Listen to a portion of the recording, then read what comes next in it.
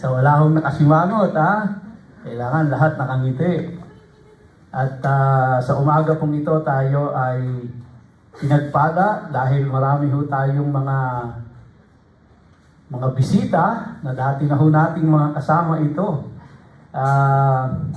Gusto ho nating i-welcome ang ang unang-una sa listahan, si Kuya Lito, kasi siya yung una rito eh. Kuya Lito Escalera. Kuya Lito, pakitayo. Ayan. Yan po ay drummer ni Pastor Boyet. Kung kilala nyo si Pastor Boyet, magaling na drummer ho yan. At nandito rin no, si Ricky Peralta at si Vanessa Peralta. Yan po. Mag-asawa, mga taga-naik ho sila, mga taga-Assemblies of the Almighty God. Si Ricky po ay dati nating, kung hindi nyo po alam, si Brother Ricky po ay dati nating musician dito yan, song leader, drummer, gitarista, keyboard, dancer, actor, you name it. Mga very talented ho yan. At yan po ay isa sa mga haligi na ng simbahang ito. Kasama din po natin ngayong umaga ang Escalera family. Galing pa po ito sa Austin, Texas. Si Perry and si Marilyn and their children. Pakita niyo po. Yan. Si Brother Perry ay musician din ho natin dito yan dati, no? Sila po yung mga nakasama ko sa mga unang time ng pag-ministry ko dito. Yan din ho, gitarista, drummer, lahat. Singer, song leader. At si Sister Marilyn po, isa sa mga naging song leaders natin dito. Isa sa magaling na song leader natin. At sila ho ngayon kasama ng kanilang 3 anak ay nasa US na at doon ho sila nagmi-ministry. So salamat po sa inyong pagbisita. Welcome. And of course, hindi natin kalilimutan si Cholo. Asan si Cholo? Cholo! Ayan! Si Cholo po! Nakalimutan kong i-welcome nung last Sunday. Si Cholo din po ay musician din ng ating church. Ngayon ay nasa Dubai na. And doon na rin ho siya nagmi-minister, no? So, ito pong church na ito ay sa tingin ko maraming na-produce na workers and pastors. Yung meron ho tayo nasa Japan, meron ho tayong nasa US, meron tayong kung saan-saan ho na mga workers and leaders, no, ng church na ito. Salamat po sa Panginoon na ito ang church na ito ay ginagamit ni Lord to raise more leaders and workers. At bagamat wala ho sila dito, sila po ay patuloy naman na nagmi-minister kung saan man sila dinala ng Panginoon. So sa ating po mga bisita, tingin ko hindi na kayo bisita, kayo ay mga kapamilya, kapatid, kapuso. Welcome po sa COG Bacoor. Okay. So, bago po tayo mag-start sa ating message, nais ko po munang tayo ay manalangin. Aming Ama at aming Diyos, aming Panginoon, buong puso at buong pagpapakumbaba, kami po ay sama-samang lumalapit sa iyo sa mga oras na ito.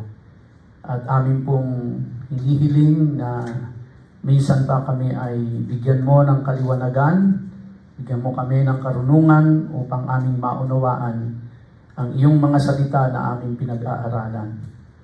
Tulungan mo po ako ang iyong lingkod, ang iyong tagapaghatid ng iyong mensahe, upang ito ay akin pong maihayag ng buong linaw at huwag akong magdulot ng anumang kalituhan. Dalangin ko rin po ang aking mga kapatiran na nakikinig sa mga oras na ito, maging yung mga nasa kanya-kanyang tahanan o nasaan man silang lugar. Dalangin ko po, O Diyos, na bigaw din po, O Diyos, ang magbigay ng kaliwanagan sa bawat isa sa kanila. Salamat po at napakabuti mo sa amin. Ito po ang aming panalangin sa pangalan ni Yeshua. Amen and amen. Alright, so, sa pagpapatuloy po ng ating series na tinatalakay, which is entitled Life After Death Series, para po doon sa mga bisita namin ay Ito po yung aming tinatalakay ngayon. Nasa ikapang 7 Sunday na ito ang topic, no? Life after death. At sa umagang ito, ang ating tatalakayin is about the resurrection of the just, which is part 6b. Tinalakay natin last Sunday, yung part 8, no? 6a. So next Sunday, God willing, matapos na po natin ito, yung part 7, yung resurrection of the unjust.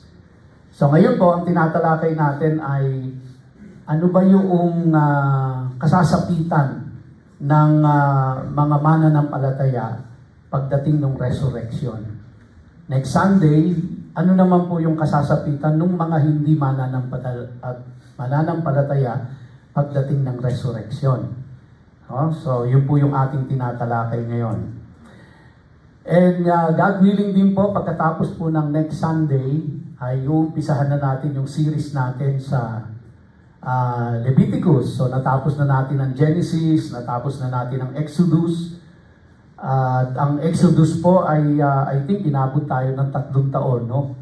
Bago natin natapos. Yung Genesis, I think the same period of time din, about 3 years din natin bago natapos. At yung Leviticus, sa tingin ko po ay baka ganun din, the same 3 years din na matatapos natin ang Leviticus. So, kahiling ako sa Panginoon, bago niya ako kunin ay matapos ko ang buong Torah, at matapos yung buong Tanakh, and matapos yung buong New Testament. So, mga 125 years old na ako noon. Okay, so, the resurrection of the just. Di na po natin babalikan yung nakaraan natin, no?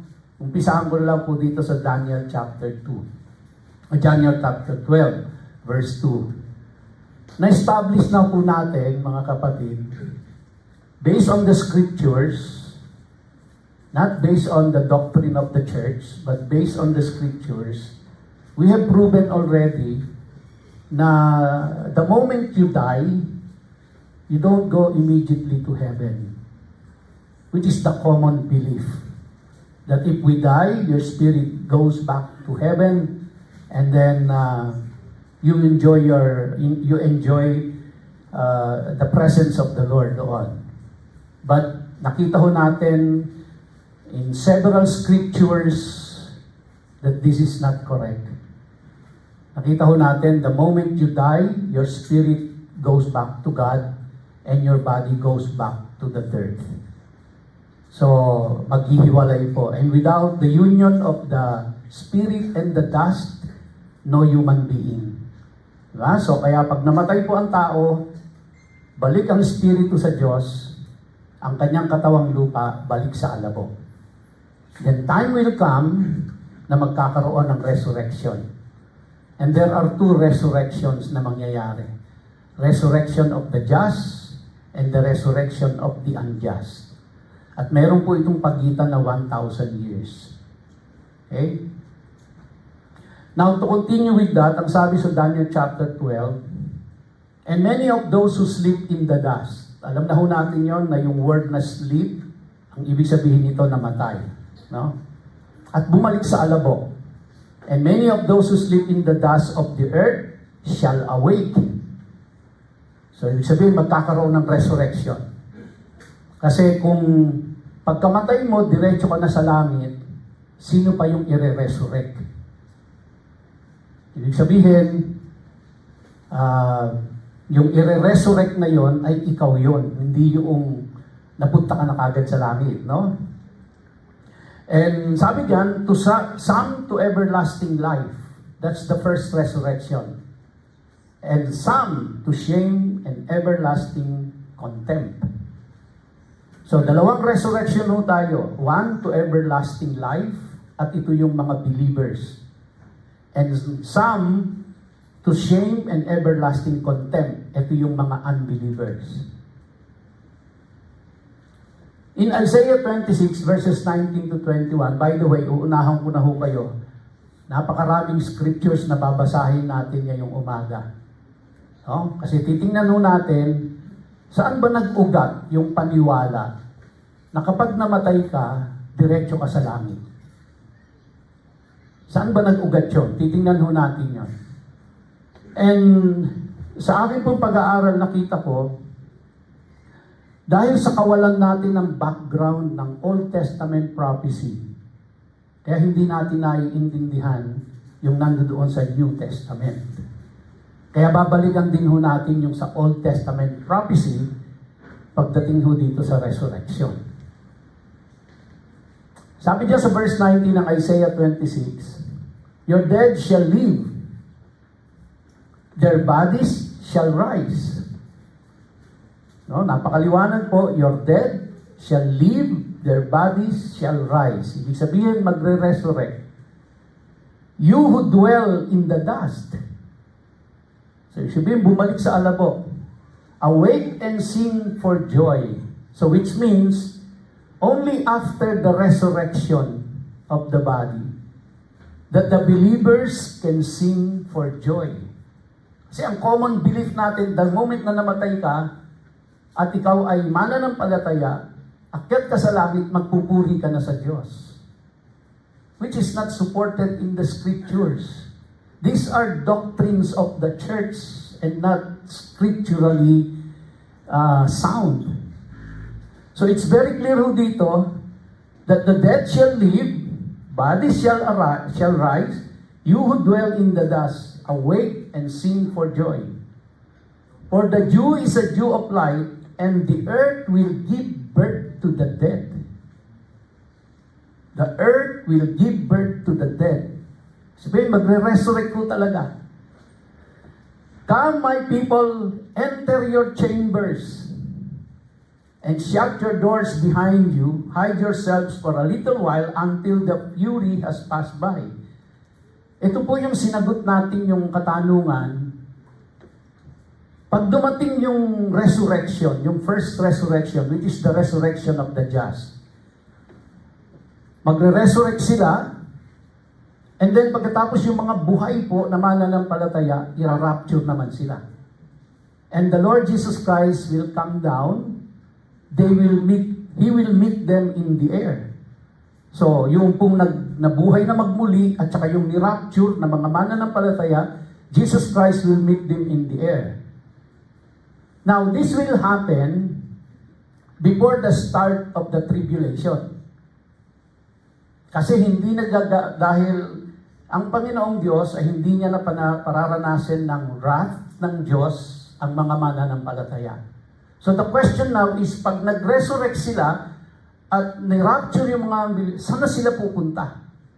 Nasaan na sila ng mga oras na yon? Ang common belief, nasa langit. Pero sabi po doon, Jesus Christ will meet them in the air. And then pagkatapos po nun, after 3.5 years, bababa na ang Panginoong Jesucristo. He will rule and reign for 1,000 years. Together with all the believers. So nasaan sila during the 3.5 years? Na hindi pa bumababa ang Panginoong Jesus dito. Here is the answer in Isaiah 26 verse 20. Sabi po dyan, "Come my people, enter your chambers." So hindi po binanggit na langit, hindi po binanggit na heaven, ang binanggit dyan is chambers. Whatever that means, I do not know. But clearly, hindi po heaven ang binanggit. So pwede natin i-interpret na heaven yon. Pwedeng hindi. Basta ang binanggit dyan, they are in a secured place, no? Which is called chamber. Nandun sila habang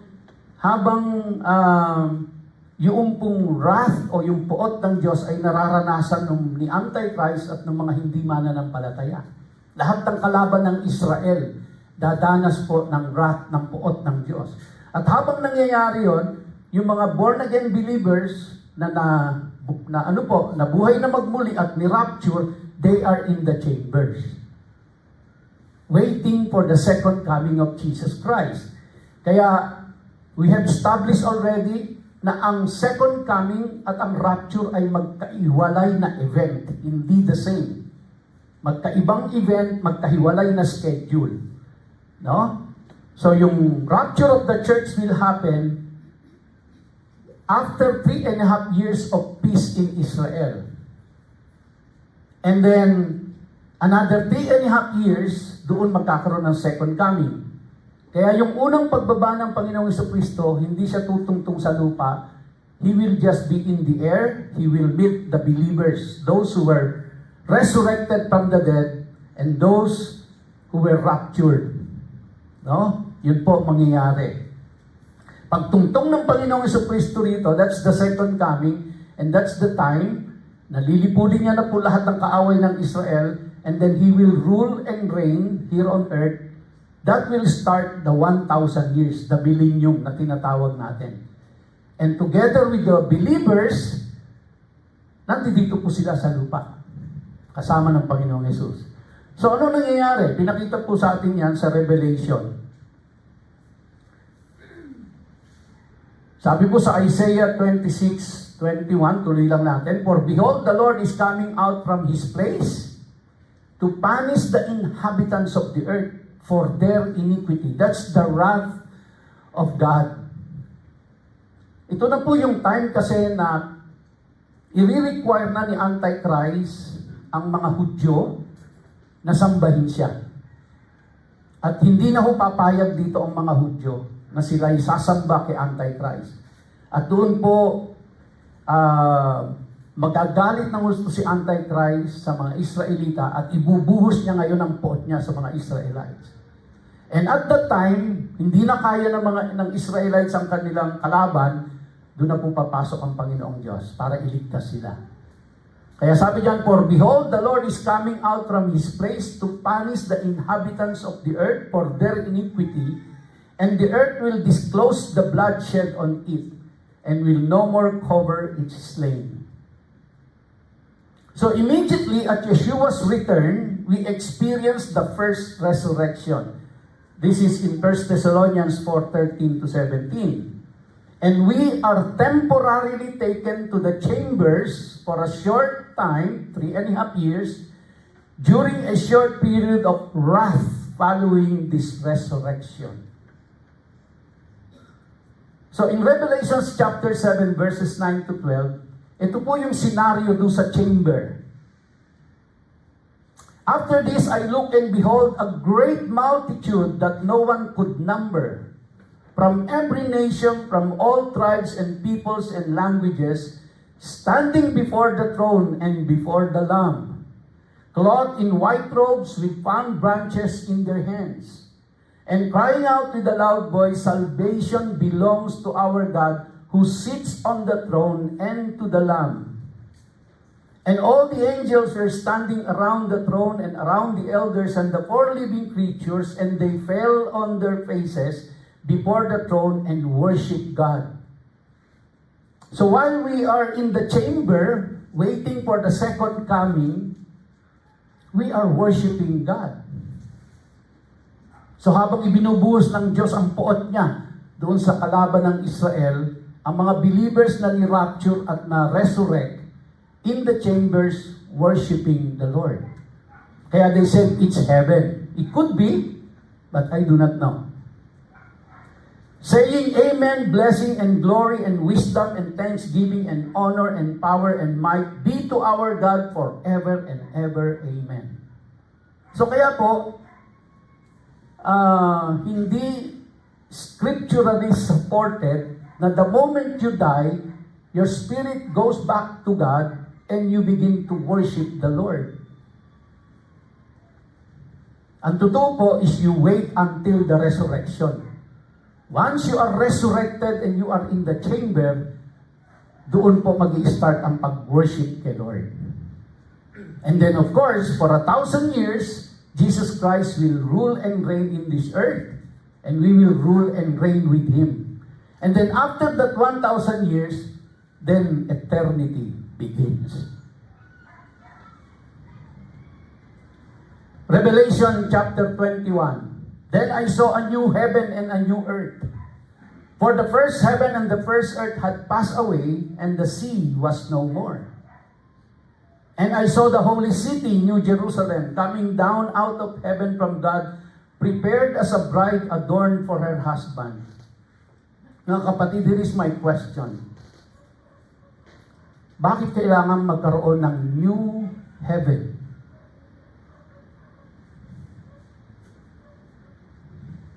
If heaven, as we all know, as we believe, is the dwelling place of God, bakit kailangan baguhin? Bakit kailangan magkaroon ng new heaven? Naluma ba yung tirahan ng Diyos? Nakorap ba yung tirahan ng Diyos? At bakit kailangan baguhin? Well, maiintindihan lang ho natin ito kung naiintindihan natin kung paano tinitingnan ng mga Hudyo ang heaven. Kung ano ang konsepto nila ng heaven. So para sa mga Hudyo po, may tatlong heavens. Ang unang heaven para sa kanila ay yung ulap, yung himpapawid na nililiparan ng mga ibon na kung saan may mga ulap. That to them is heaven. The next level of heaven is yung pong universe, the galaxy. That to them is heaven. And the third heaven is where God dwells. So yun po yung tatlong konsepto ng heaven para sa mga Hudyo. Kaya makita niyo po, in the entire Old Testament, you read it from Genesis to Malachi, wala po kayong mababasa ng concept ng heaven sa mga Hudyo. They do not have the concept of once you die, you go to heaven. They don't have the concept of that. You read the entire Old Testament, there's no such thing. Because the Jews believe, as human as you are, you cannot live in the presence of God in heaven. Because heaven only belongs to Him. So ang heaven na tinutukoy po dito, which was affected by sin, ay yung pong ating kaulapan, yung pong nililiparan ng mga ibon, yung may mga clouds, and the universe. Not the dwelling place of God. Dahil nung nagkasala ang tao, pati po yung himpapawid na apektuhan yan. Kaya kailangan magkaroon ng new heaven. Now, take note, it's not the dwelling place of God. It's the clouds and the universe which were affected by sin. Now, bakit may new earth? So, kaya po, pag-iisipin natin, bakit kailangan may new earth kung pag namatay naman pala tayo, sa langit tayo pupunta? Bakit kailangan magkaroon ng new earth? Sino titira doon kung nasa heaven tayong lahat? And why is there a need to create a new earth if nobody will live there? Kung lahat pala tayong mananampalataya ay sa langit titira. Eh sino titira sa new earth? Well, definitely, hindi po ipagpapagawa ng Diyos ng new earth yung hindi mananampalataya. Dahil in the scripture, alam natin, itatapon sila sa impyerno. Nakuha ho natin. Sa madalit salita, kaya merong new heaven and new earth dahil doon titira yung mga tao, yung mga mananampalataya, hindi sa heaven. They will live in the new earth and in the new heaven for 1,000 years and for eternity. And I saw the holy city, New Jerusalem. Why New Jerusalem? Because in the scripture, nakita ho natin that New Jerusalem will be the main headquarters of God here on earth. Kaya mangyayari po, hindi tayo ang pupunta sa langit, kundi ang Diyos pupunta dito sa earth. Makita ho natin sa mga susunod na mga scriptures. Sabi sa Revelation chapter 21 verse 3, "And I heard a loud voice from the throne saying, Behold, the dwelling place of God is with man. So saan ang dwelling place ng Diyos? Is with man. And it is not man will live in the dwelling place of God. He will dwell with them, and they will be His people, and God Himself will be with them as their God. So, minsan iniisip natin, and God Himself will be with them as their God. Ang isip po natin, tayo ang nandoon sa kung nasaan ang Diyos. Makikita ho natin mga kapatid, hindi, baliktad. Kung nasaan tayo, nandun ang Diyos. Kasi, or baliktarin natin, kung nasaan ang Diyos, nandoon tayo. Okay? Pero ang tanong, nasaan ba ang Diyos? Isip natin, nasa langit.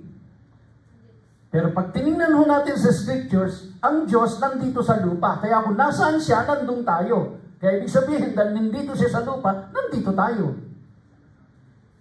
So hindi tayo ang umakyat sa langit. Ang Diyos ang bumaba mula sa langit dito sa lupa. He will wipe away every tear from their eyes, and death shall be no more. Neither shall there be mourning, nor crying, nor pain anymore, for the former things have passed away. In that 1,000 years po, mga kapatid, lahat po ay, because Jesus Christ now will govern the entire earth, the entire world, lahat po righteousness, walang sin. Hindi natin kayang imagine no? Na paano mabuhay sa mundong ito nang walang kasalanan. Kasi from the time na isinilang tayo, nasa kasalanan na tayo.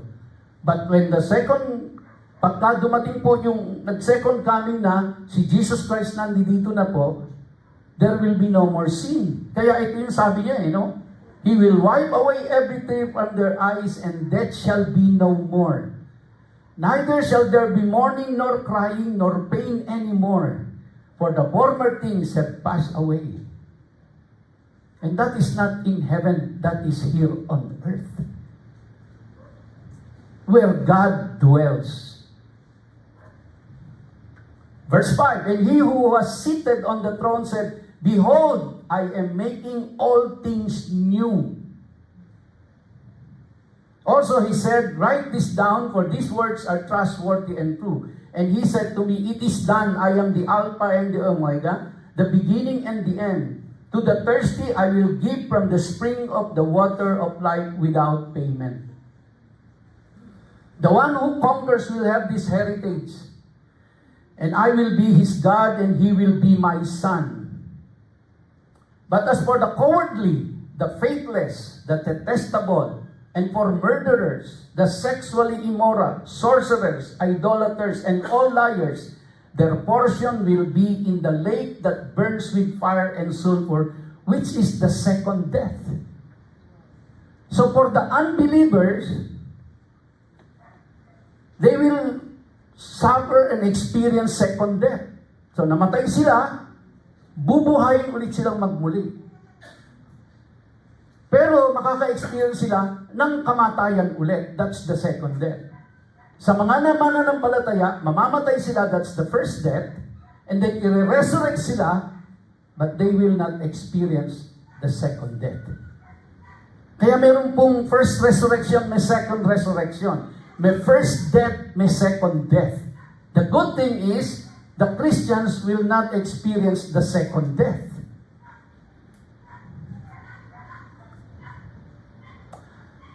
Verse 22, And I saw no temple in the city, for its temple is the Lord God, the Almighty, and the Lamb, and the city has no need of sun or moon to shine on it, for the glory of God gives it light, and its lamp is the Lamb. Listen, verse 24, By its light will the nations walk. By its light will the nations walk, and the kings of the earth will bring their glory into it. Anong pinag-uusapan po natin dito is the New Jerusalem. So kaya yung New Jerusalem po will be the main headquarters, lahat ng bansa, lahat ng mga hari sa buong mundo ay pupunta po doon. Yan po yung sinasabi ng verse 24. By the light will the nations walk, and the kings of the earth will bring their glory into it.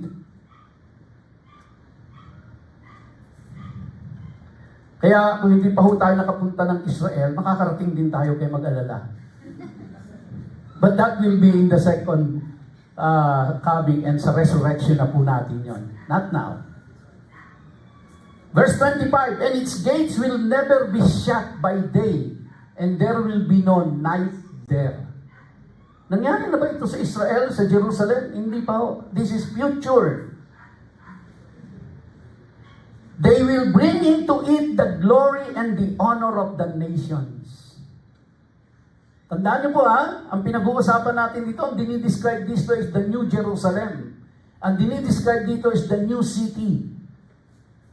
Kaya, kung pag namatay ho tayo sa langit ang punta natin, ba't kailangan ng New Jerusalem? Bakit kailangan ng new city? Bakit kailangan pupunta ang mga tao doon? Sino yung pupunta doon kung nasa langit na ho tayong lahat?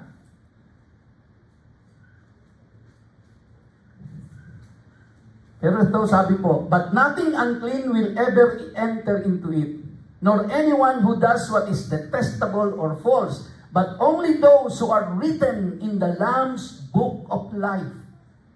Now, tanong ko po sa inyo, is your name written in the Lamb's book of life? Yes, of course. Kung tinanggap mo ang Panginoong Jesucristo bilang sariling Panginoon at tagapagligtas ng iyong buhay, then your name is written in the Lamb's book of life. Amen? Correct? So, sino ngayon yung binabanggit dito na sabi, but only those who are written in the Lamb's book of life, ang pupunta po doon sa New City, sa New Jerusalem, sino po yun? Kasama ka ba o hindi? So, nasa langit ka o nandito? Kasi kung nasa langit ka na, hindi mo kailangan ng New Jerusalem. Hindi mo kailangan ng new city. Now, to answer the question, where then did the idea of us going to heaven come from? Saan nagmula yung kaisipan na yan? No? Sa aming mga pastor na nagtuturo.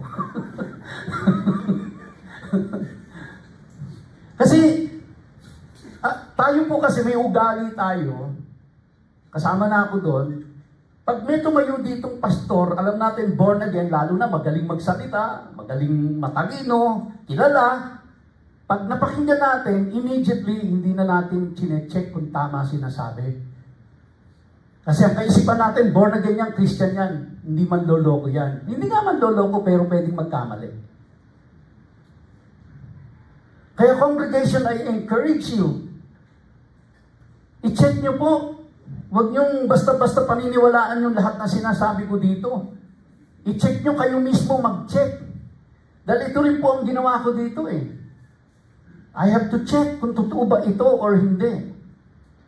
So saan ang galing itong kaisipan na to? Magbasa po tayo ng ilang mga scriptures sa New Testament. Kaya ulitin ko po sa inyo, sa Old Testament walang concept ng heaven. Basahin niyo po, si Moses walang concept ng heaven. Si Abraham walang concept ng heaven. Si Jeremiah, si Isaac, wala ho sila lahat ng concept ng heaven. Ibig ko sabihin, wala silang concept na pag namatay ka, sa heaven ka pupunta. Wala ho silang concept na ganyan. It's all in the New Testament. Nang lumabas yung concept ng heaven na yan. At ito po yung mga ilan sa mga nakita kong mga talata na may kinalaman doon. Na ininterpret natin na kapag namatay tayo, sa heaven ang punta natin. Pero suriin natin mabuti kung yun nga po ang sinasabi. So as I read the scriptures, as we read together the scriptures, tanungin niyo po yung tanong na, ang sinasabi ba nito, sa heaven ako pupunta? o hindi? Listen, in verse 19, do not lay up for yourselves treasures on earth, where moth and rust destroy, and where thieves break in and steal. Wala ho sigurong hindi nakakaalam ng scriptures na ito. But lay up for yourselves treasures in heaven, where neither moth nor rust destroys, and where thieves do not break in and steal. Ano po sabi? Lay up for yourselves treasures in heaven. Sinasabi po ba yan na kapag namatay ka, sa heaven ang punta mo? O ang sinasabi niyan, mag-ipon ka ng treasure sa langit. For where your treasure is, there your heart will be also. Matthew 19, verse 21, Jesus said to him, if you would be perfect, go sell what you possess and give to the poor, and you will have treasure in heaven, and come, follow me. Question. Sinasabi po ba niyan na pag namatay ka, sa heaven ang punta mo? O ang sinasabi niyan, mag-impok ka ng kayamanan sa langit? Matthew 5, 11 to 12, blessed are you when others revile you and persecute you and utter all kinds of evil against you falsely on my account. Rejoice and be glad, for your reward is great in heaven. For so they persecuted the prophets who were before you. Ano sabi siya po dyan? Your reward is great in heaven. So ano po sinasabi dyan? Yung reward mo is in heaven. Luke 10, 19 to 20, behold, I have given you authority to tread on serpents and scorpions and over all the power of the enemy, and nothing shall hurt you. Nevertheless, do not rejoice in this, that the spirits are subject to you, but rejoice that your names are written in heaven. If your name is written in heaven, does it necessarily mean that when you die, you go to heaven? Or it is just that your name is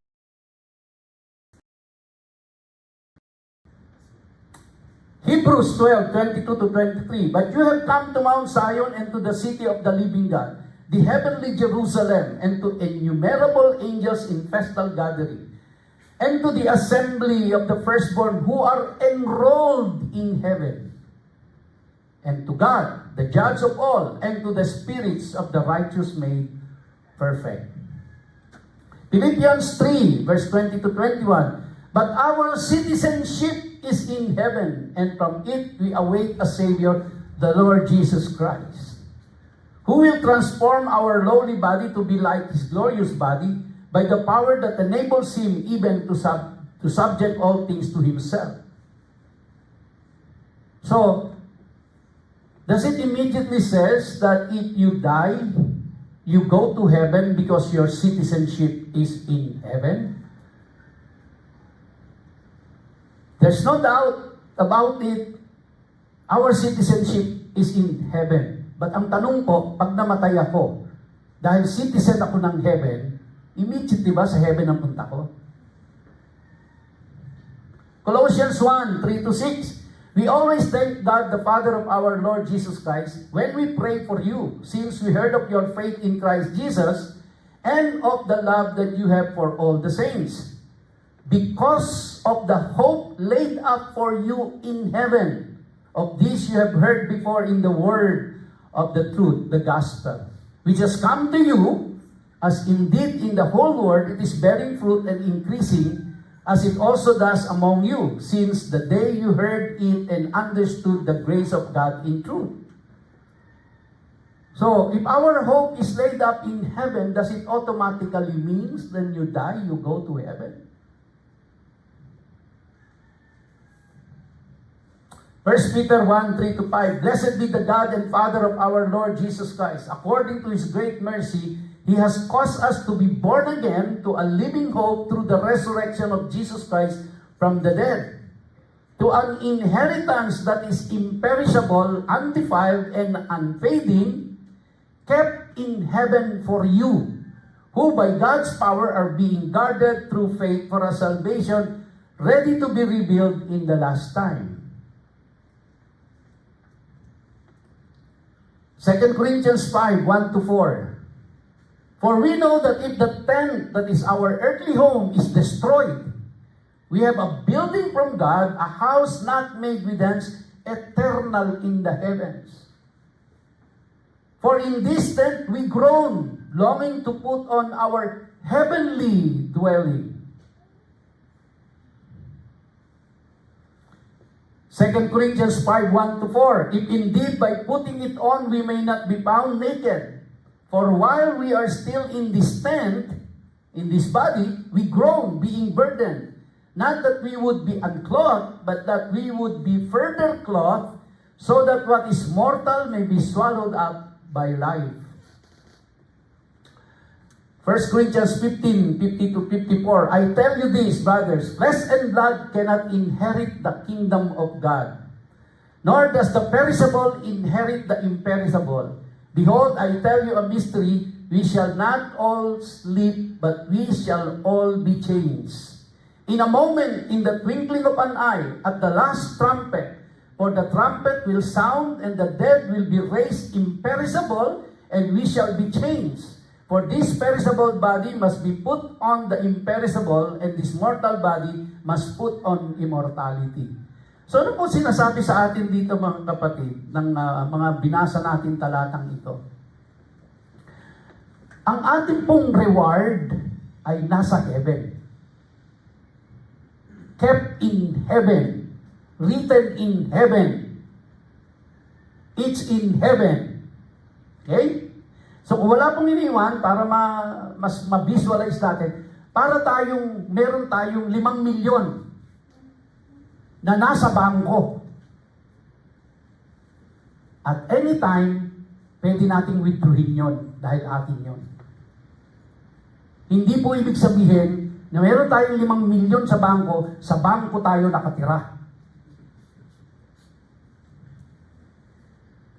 So ang gantimpala natin nasa langit. Hindi po ibig sabihin sa langit tayo titira. Ibig sabihin, ang gantimpala natin ay manggagaling sa langit, ibibigay sa atin dito sa lupa. Ano po yung gantimpala na yon? Yung gantimpala po na magiging imperishable ang iyong katawan. Dahil sa ngayon, kahit anong ganda't kinis mo, mabubulok yan. Kahit mag-ever bilena ka pa. Mabubulok yan. Mamamatay ka, babalik ka sa alabok. Okay? Pagbalik mo sa alabok, you are not existent anymore. You have no consciousness anymore. Because ang dust walang consciousness. Ang spirit walang expression without the body. Kaya kailangan mag-join ang spirit at yung body para maging human being. Para yung spirit magkaroon ng expression, kailangan may body. Yung body para magkabuhay, kailangan may spirit. Pag pinaghiwalay mo yon, parehas walang consciousness yon. Kaya kapag namatay ka, babalik ka sa alabok ka lang. Kaya kapag binuhay ka na magmuli, hindi mo alam kung ilang taon na ang lumipas. Kasi parang instantaneous yun. Kasi wala kang consciousness. Hindi naman bilang alabok, nandun ka, nag-iisip ka, 5 taon na lumilipas alabok pa ako Wala kang consciousness. Kaya kapag binuhay ka mamuli, instant yun. Instantaneous as if hindi ka namatay. Now, pag binuhay ka na magmuli, hindi mo na ipoposes yung perishable na body. Yung nabubulok na katawan, hindi na yan. Hindi ko lang mo alam kung ganyan pa rin ang height mo, ganyan pa rin kataba o kapayat ka, hindi ko alam. But one thing for sure, hindi na yan nabubulok. Pero tingin ko, marirecognize ka pa rin No? Kasi na-recognize nila si Jesus Christ nung nabuhay na magmuli. Alam nilang si Jesus Christ yun Pero in His glorified body. So meaning, if you are in your glorified body, hindi ibig sabihin, espiritu ka. Diba? Ibig sabihin, visible ka, nakikita ka. At yun po yung reward, yung pinagkalooban ka ng Diyos, ng isang katawang hindi na mabubulok magpakailanman. Compared doon po sa hindi mananampalataya, mabubuhay silang magmuli, pero mamamatay ulit sila. Ikaw hindi na mamamatay. Hindi na mabubulok ang katawan mo.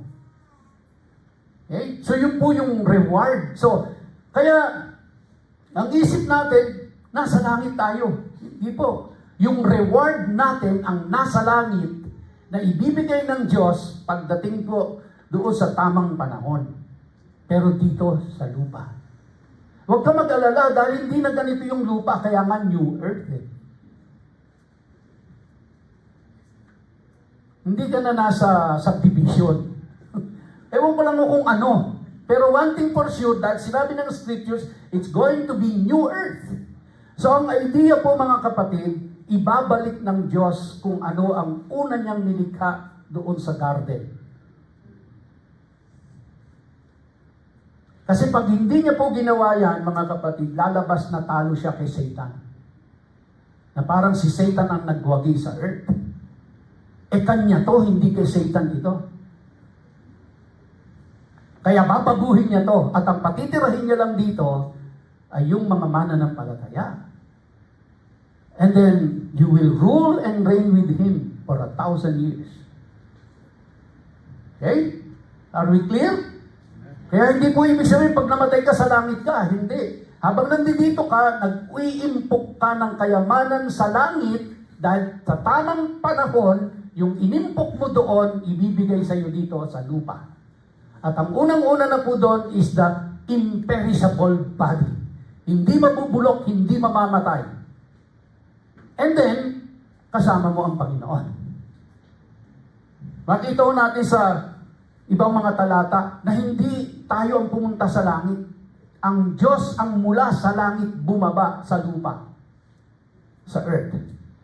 1 Corinthians 15, 50-54, sabi po, when the perishable puts on the imperishable, and the mortal puts on immortality, hindi ka na mamamatay, immortal ka na, hindi po immoral ha, immortal. Then shall come to pass the saying that is written, death is swallowed up in victory. Ano po ibig sabihin nun? Pinagtagumpayan ang kamatayan. Dahil dun sa resurrection at binigyan ka na ng imperishable body. Yung taga-Amerika pa pumapalakpak oh. Sabi po sa verse 13 ng 1 Thessalonians 4, but we do not want you to be uninformed, brothers, about those who are asleep, yung mga namatay, that you may not grieve as others do who have no hope. For since we believe that Jesus died and rose again, yun po yung basis natin ba tayo naniniwala sa resurrection, for since we believe that Jesus died and rose again, even so, through Jesus, God will bring with Him those who have fallen asleep. For this we declare to you by a word from the Lord, that we who are alive, who are left until the coming of the Lord, will not precede those who have fallen asleep. Kaya yun po yung sinasabi ko, mauuna silang bubuhayin muli. Hindi tayo mauuna sa kanila. Sila muna, bubuhayin muna silang magmuli. For the Lord Himself will descend from heaven with a cry of command, with the voice of an archangel, and with the sound of the trumpet of God, and the dead in Christ will rise first. Then we, who are alive, who are left, will be caught up together with them in the clouds. That's the rapture. To meet the Lord in the air. Sa madalit salita, during the rapture, hindi tutungtong ang paa ni Jesus sa lupa. He will meet us in the air. Kailan tutungtong ang paa ni Jesus sa lupa? Sa second coming. And so we will always be with the Lord. Wow, ayun pala, Pastor, di sa langit yun. Kasi we will always be with the Lord. And where is the Lord? That's the question. Is He in heaven? Or is He on earth? Sino yung maghahari dito ng 1,000 years kung nasa heaven siya? Sabi po, eto medyo Hindi na natin binibigyan ng pansin to no? Pero tingnan po natin. Sabi sa verse 1 ng John 14, I am the way, the truth, and the life. Let not your hearts be troubled. Believe in God, believe also in me. In my Father's house are many rooms. If it were not so, would I have told you that I go to prepare a place for you? The immediate interpretation natin, may rooms doon sa langit. Actually, binago nga ho yan nung mga nag-interpret ng Bible into English Yung ibang interpretation po, meron daw pong mansion. Kaya di ba? Hindi ko alam kung ilang beses ko nang ipinangaral yan, may mansion tayo sa langit. Pero bakit po sa iba, many rooms? Now, remember, mga kapatid, na ang tingin po ng tao, tingin ng Diyos sa atin, ito ay tent. Ito ay temporary shelter po natin. Itong katawan na ito. No? So kaya kapag binanggit po dito, in my Father's house are many rooms, hindi po ito nagre-refer na meron tayong kwarto-kwarto doon sa langit. Hindi po ito nagre-refer na meron tayong mansion doon sa langit.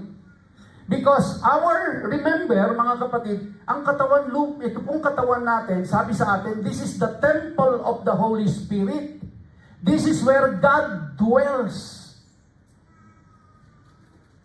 So kaya pagka binanggit po, in my Father's house are many rooms, it is referred, the common belief of the Jews, when they look at this scripture, the common belief is, ito pong katawan na ito, ang room ng Diyos na titiran niya.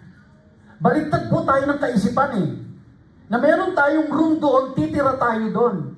Ang kaisipan ng Hudyo, merong room ang Diyos na titira sa atin, kaya ito ang kanyang dwelling place.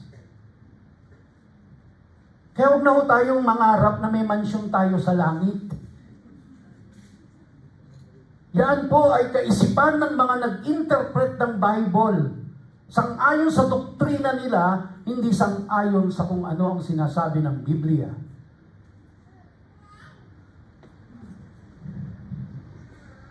And if I go and prepare a place for you, I will come again and will take you to myself, that where I am, you may be also.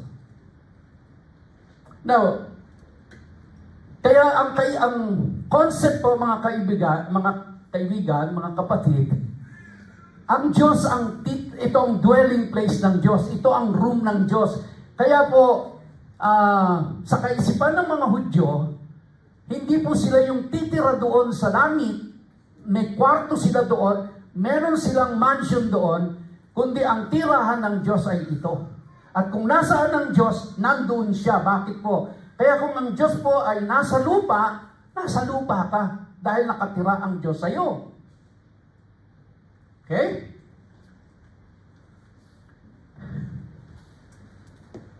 Gusto ko po kasing tapusin Matthew chapter 5 verses 1 to 10. Seeing the crowds, went up on the mountain, and when he sat down, his disciples came to him. And he opened his mouth and taught them, saying, ito po pansinin niyo please observe yung pong sinasabi ng scriptures. Ito yung Sermon on the Mount di ba? Pansinin niyo po. Una, sabi ng Panginoon, blessed are the poor in spirit, for theirs is what? The kingdom of heaven. Immediately we interpret heaven yon, langit yon. Ang tingin natin, ito po yung kingdom na nasa heaven. Di ba? Kingdom na nasa heaven. But be observant. Blessed are those who mourn, for they shall be comforted. Blessed are the meek, for they shall inherit what? The earth. Paano pong nangyari na itong meek ang i-inherit ay earth, yung isa naman po kanina, yung poor in spirit ang i-inherit ay kingdom of heaven. Ibig sabihin ba, magkaiba sila ng i-inherit? Tayo pong mananampalataya, siguro magmula dito po, itong kabila na ito, mga poor in spirit, kaya ang i-inherit nyo ay kingdom of heaven. So, magmula rito hanggang doon, kayo ay mga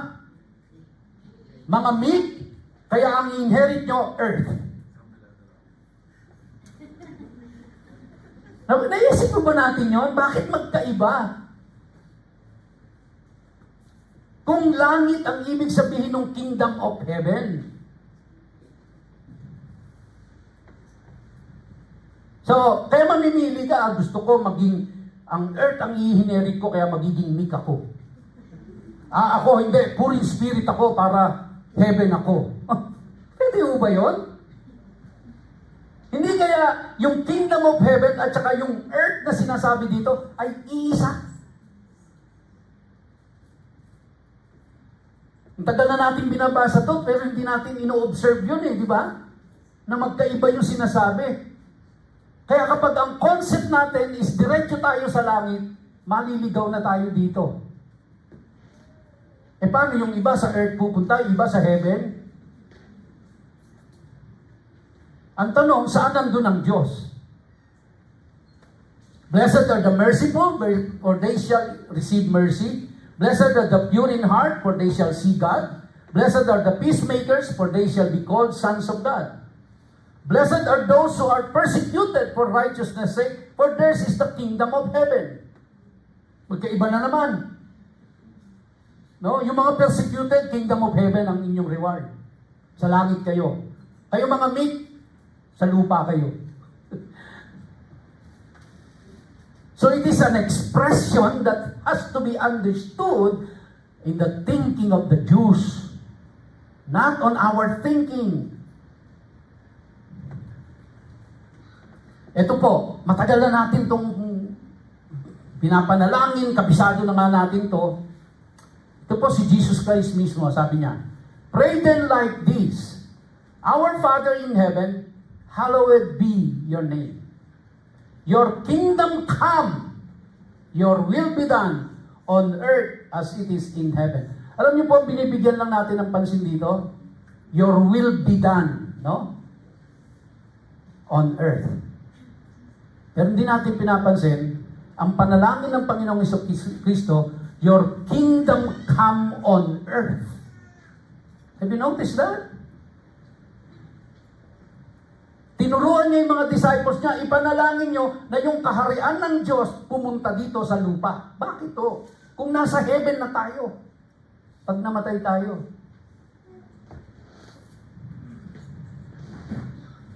Your kingdom come on earth. That was Jesus Christ's prayer. Na ang langit bumaba sa lupa, hindi ang mga taga-lupa umakyat sa langit.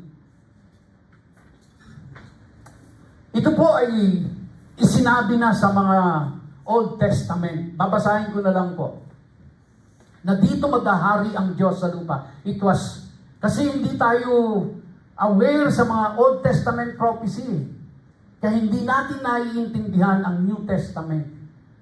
Kaya lagi ko pong sinasabi, without understanding the Old Testament, you can never fully understand the New Testament. In Zechariah chapter 8 verse 2 to 8, "Thus says the Lord of hosts, I am jealous for Zion."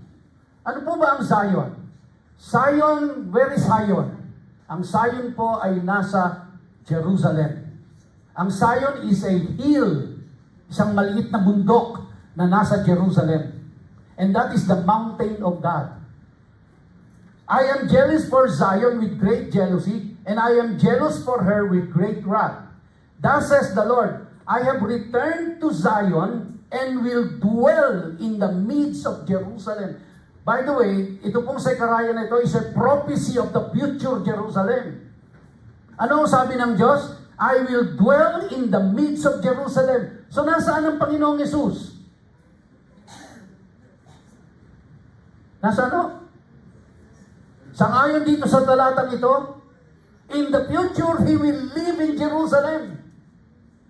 Kaya, kung nasaan ako, nandun kayo. So, nasaan ho siya? Nasa earth. So, nasaan tayo dapat? Sinong gusto sa heaven? Kaya di ba madalas sinasabi natin, may mga naririnig pa nga po ako, sabi, Kung ang Diyos ay nasa impyerno, mas gusto ko sa impyerno. Kung wala ang Diyos sa langit, ayoko doon. Ewan ko po kung saan nila nakuha yun, no? Pero basta ako, kung nasaan ang Diyos, dapat nandun tayo. Eh sabi niya nito, He will dwell in the midst of Jerusalem. Eh ang Jerusalem nasa langit ba nandito? Ang Zion, nasa langit daw nandito. Saan daw siya magdudwell? Dito. Kung nasaan siya, nandun tayo. So nasaan siya? Nandito. So nasaan tayo?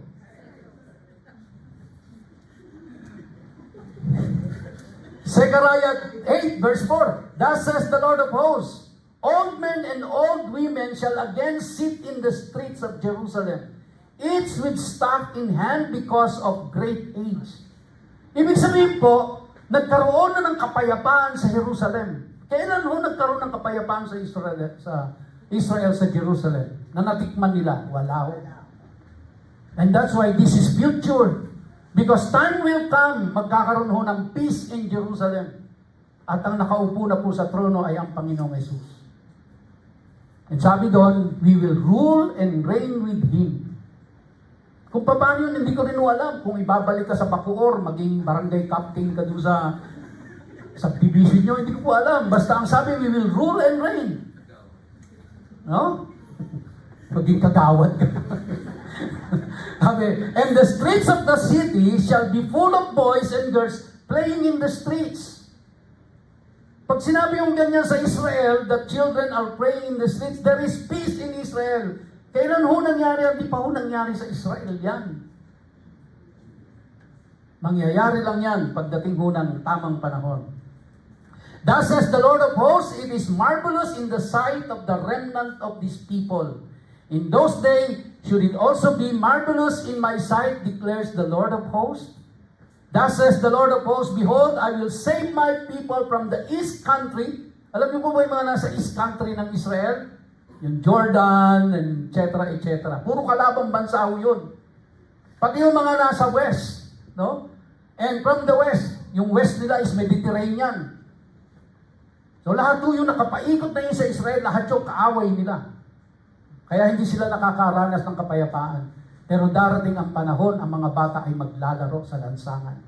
Ang mga matatanda ay nakaupo at sila ay tumatanda. Ibig sabihin, figurative po yun. Ang ibig sabihin, there will be peace in Israel. There will be peace in Jerusalem at ang sabi ng Diyos, I will dwell in the midst of Jerusalem. And I will bring them to dwell in the midst of Jerusalem.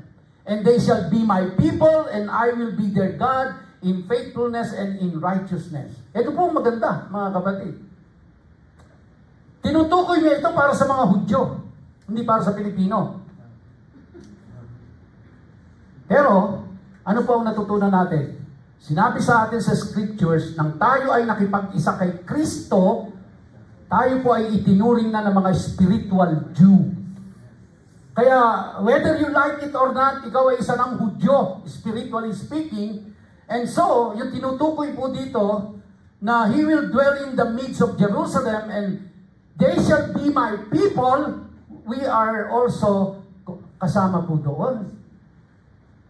Dahil tayo ay mga spiritual Jew na. Kaya nga, inuobliga tayo ng Diyos na susunod tayo kung ano ang pinagagawa niya sa mga Israelites. Kaya hindi natin pwede sabihin para sa mga Hudyo lang yan. O hindi ka Hudyo? Hindi ka born again.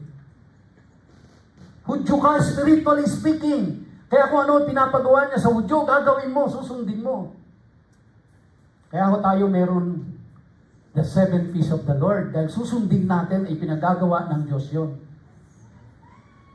Diba? Hindi naman inutos ng Diyos mag-celebrate ng Christmas eh. Hanapin nyo nga ako sa Biblia kung saan inutos ng Diyos mag-celebrate ng Christmas. Wala. Pero yun ang sineselebrate natin. Inutos ng Diyos i-celebrate ang Sukot. Ginagawa nyo ba? Gagawin pa lang. Patawad do. Pero maraming simbahan hindi sinusunod yun. Kasi ang isip nila, pang-Hudyo lang yan. Hindi atin yan. Kasi hindi ho nila naiintindihan Na once na ikaw ay tumanggap sa Panginoong Jesucristo, you are grafted and you are adopted into the family of God. You are now a spiritual Jew, kaya kung ano ay pinapagawa ng Diyos sa mga Hudyo, gawin mo. Ay, tatanungin nga kita, di ba? Ang Christmas ba pinagagawa ng Diyos? Pinapaselebrate ba ng Diyos ang Christmas? Walang utos yan. Pero ginagawa mo. Pero yung pong inuutos, hindi mo ginagawa. Eh bakit? Think about it. Think about it. Ilang verses na lang po, matatapos na ako. Zechariah 2, 4-12, and said to him, Run, say to that young man, Jerusalem shall be inhabited as villages without walls. Kailan pa ho nangyari na ang Jerusalem walang walls? Mangyayari lang ho yan doon na po sa future. Ibig sabihin, pag wala ng walls yan, ibig sabihin po ng payapa na ang lahat.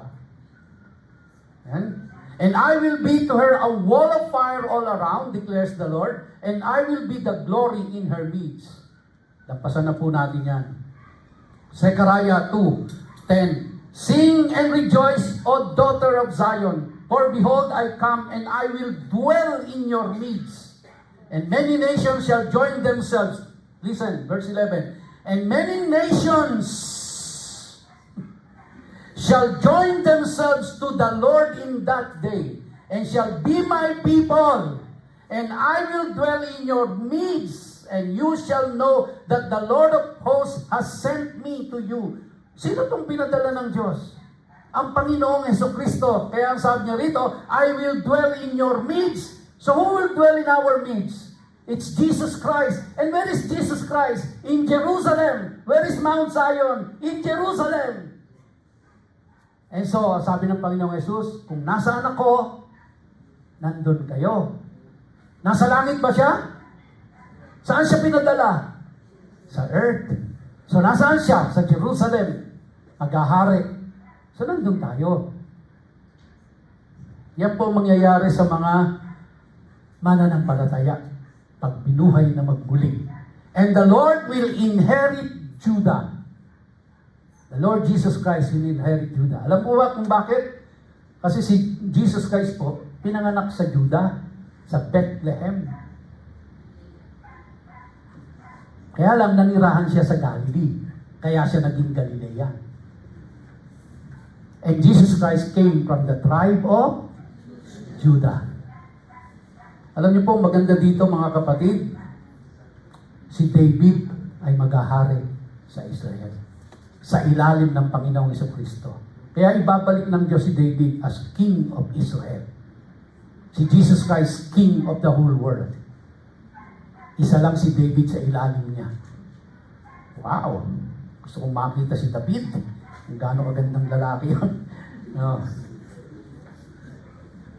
Tatapusin ko na po dito mga kapatid at allow me to summarize po itong ating pinag-aralan. To close. In summary, when we die, we turn to dust. This is the curse of death resulting from sin.